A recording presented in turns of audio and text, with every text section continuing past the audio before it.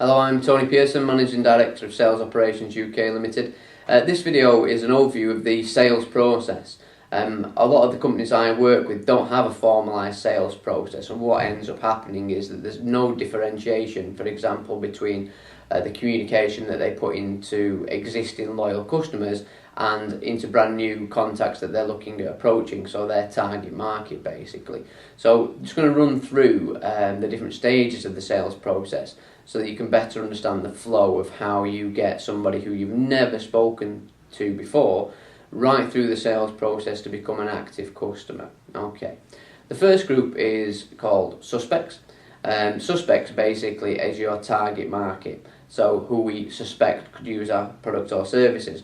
So all we know about suspects are perhaps what sector of the market they're in, where they're based geographically, and sometimes it's important to know the size. If you're selling to companies, your services might not be suitable for companies that turn over less than £1 million or have less than 50 employees and things like that. So you've got three basic areas that you can profile your target market from.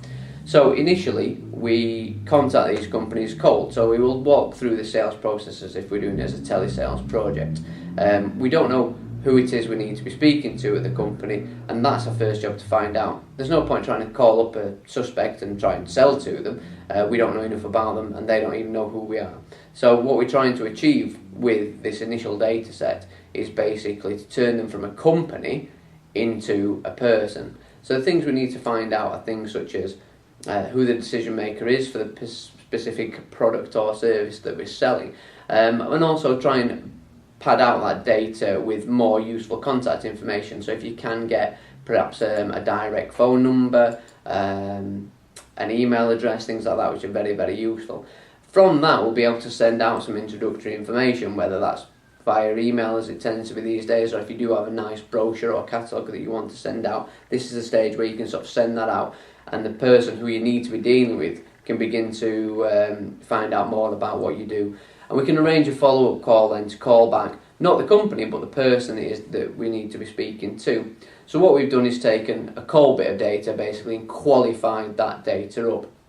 When we've qualified that data, we refer to that as a prospect. So prospects are basically a list of people we know are in the market for our product or service. For example, if you did ring a suspect but they didn't meet your target market profile, just because it's a service they do in-house and they wouldn't ever outsource it, for example, then you can exclude those and those wouldn't go into your prospects. Prospects then are people where we know exactly who the decision maker is, we know they meet their target market, and also they receive some introductory information from us, so they've got an idea about who we are when we're calling up as well. With prospects, we're still not trying to sell at this stage. We've got to try and take this qualified data and profile it a little bit more. So we tend to have what I call vital data capture fields perhaps within your CRM. If you can gather more information about what they do at the moment for the product or service that you provide, where they're getting that from, how they use that service, so you build up a bit of a picture about how they would potentially use your product or service. You're doing two things. You're learning more about your customer, which can only help you develop that relationship, and secondly, you're able to spot opportunities within what they're telling you so that you can best make what you do fit in with their requirements. We're still not selling to prospects basically, because in most business-to-business services people aren't going to buy over the phone anyway. So what we're trying to do is create that opportunity to meet face-to-face or set a sales appointment. So with the prospects, basically, you're trying to get a qualified time with the decision maker to sit and discuss your service. What you might find with prospects, obviously, is if you've got things like renewal dates, it might be something they're not reviewing for a few months.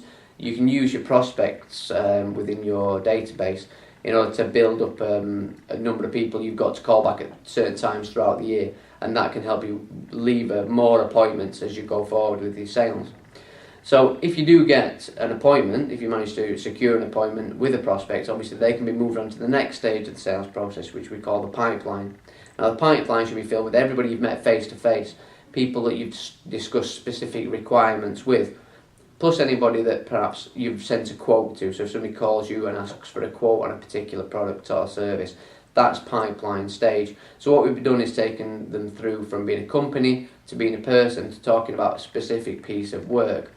Now, with a pipeline, obviously, it's somebody you're going to follow up with, going to try and build that relationship with a little bit more in order to secure and close the business. If you close the business, obviously they become a client or a customer. Clients, we don't stop selling at this stage of the sales process. What we do first of all is make sure that we deliver a fantastic product or service. We ensure that the customer is very, very happy with what we've delivered for them and what use they've got out of our product or service.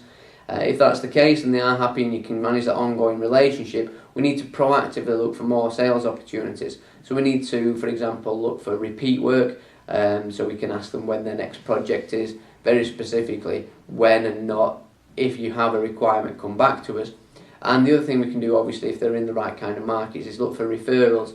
So if you've got a happy customer who's getting a lot out of your product or service, very, very pleased with what you're doing for them, you can always ask them on a regular basis, who else do you know who will be interested in speaking to us? Then you've gone from companies to people to talking about specific works to talking about money, and actually exchange of, delivering of your services. We always have an excludes column. That's quite simply to tidy the database up. Anybody who can't use your product or service, so they don't meet your target market profile. Not just if you get through to somebody and somebody's a bit grumpy, if you can't get past the receptionist, for example. These aren't people to exclude. They're people to keep, even if you keep them in the suspect stage and try at a later date. You don't exclude people based on how friendly they were over the phone. You exclude people based on how likely they are to need your product or service, even if this is a longer ball game that you've got to play.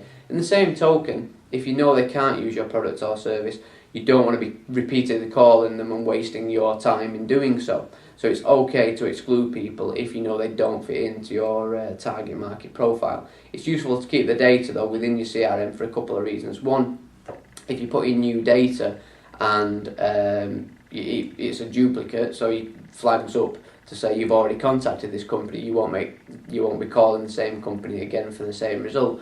But secondly, your excludes you may use in the future if you do have different products or services which go into a slightly different market.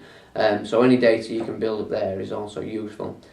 Within your pipeline and within your clients will be potential referees. So anybody that does recommend you to other people, usually happy customers, but quite often strategic partners you have who sell into similar markets. For example, if you've got effective referees, they will actually pass people to you who will go straight in at prospect stage, because they won't just say you should speak to such a company, they'll be telling you should speak to such a person because they have this and this requirement. So they're very warm leads. Usually it doesn't take long to get a referred prospect into the pipeline stage, usually one quick call to say where you've got their details from and what it is you'd like to discuss and can you book a meeting. So you can actually shortcut certain elements of the sales process. So anyway, this is the backbone of any sales process. It's a very quick run through there. You can manipulate it to suit your company and so forth, but there's a bit of a run through of how you take people from completely cold through to being effective customers. Particularly in telesales, what happens a lot is that people are trying to sell to suspects. So they're trying to skip too many stages of the sales process. And we all know when we receive those kind of calls, we don't want to be dealing with it. We don't want to be taking calls for people just running through a script and trying to make us buy when we don't know who they are. So we reject those, and that's what gives telesales a bit of a bad name, but also what makes the sales process ineffective, because you're not taking your customer through these stages. So if you do have a CRM in your business, it may well be worth implementing groups to make sure that your database reflects the sales process. If you have any questions, please drop me an email, but hopefully you'll be able to implement this process in your business now, and that will help you improve your conversion rates through every single stage, and ultimately lead to a lot more business, a lot more repeat business through existing customers. Thanks for listening. Tony Pearson, Managing Director of Sales Operations UK Limited, and for now, happy selling.